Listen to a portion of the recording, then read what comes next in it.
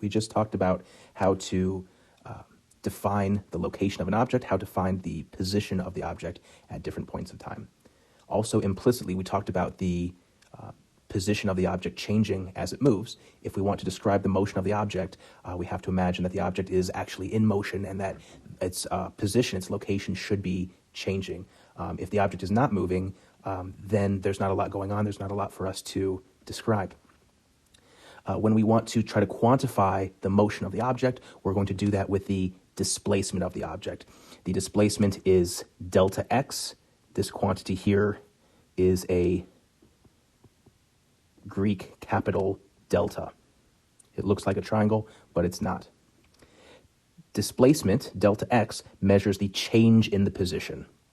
This is a vector quantity that points from the initial position to the final position of the object.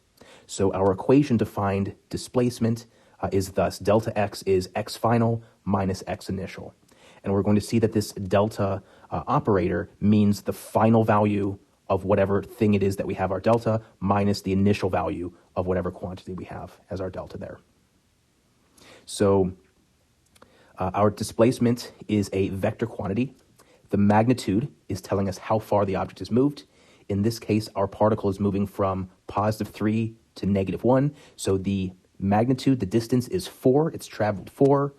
And the direction is the sign. In this case, we started over here. We moved to the left by 4. And so because we're moving to the left, we have a negative quantity there. If the particle was moving to the right, it would have a positive displacement. Also, when we look at displacement, it is path independent, which means that we only care about the endpoints. We don't care about what path the particle took from one point to another, but just the starting and ending points. So for example, if our particle is here and it moves straight to there, it has this displacement delta x shown by this vector arrow.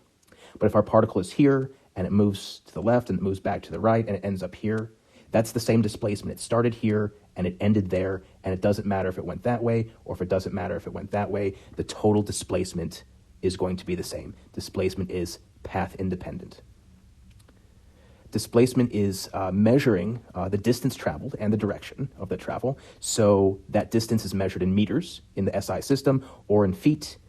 If these are if position, initial and final position are measured in feet or meters, the displacement is going to have the same unit. Delta x is a single quantity. You can't cancel out the delta or anything like that. This is one single quantity that always stays together. The delta and whatever variable follows it is always a single quantity. Displacements can be added algebraically, though. If you want to find the net displacement, that would be the sum. This is a capital sigma, which is another math symbol that we use to represent the sum of all these quantities. And we could say that the total displacement would be the first displacement plus the second displacement plus the third one, and so forth. So if you have multiple steps of motion, you can add all of those together. Displacement is distinct from distance traveled. Displacement is the more mathematical, that's the more formal physics way of measuring. We mentioned that displacement is looking at the distance, how far apart the starting and ending points are, and what direction they're in. So that's a vector quantity because we have to say how far we moved and in what direction we moved. A lot of times we're going to turn motion on a horizontal axis into a position versus time graph. Note that this can be a little bit counterintuitive. We're measuring our horizontal location, but on the position graph, our position is measured vertically because even though the position is moving horizontally on the coordinate axis, the position is the dependent variable. What your position is depends on what time you're taking that measurement at. And so we measure our horizontal distance vertically. If you're moving up, that means you're moving to the right. If you're moving down, that means you're moving to the left. And so if displacement is x final minus x initial, the positions here are measured vertically, and so our displacement here is the difference in height between our starting position. We move farther to the right, we move back to the left, and we end up here. This difference in height is the displacement on a position versus time graph.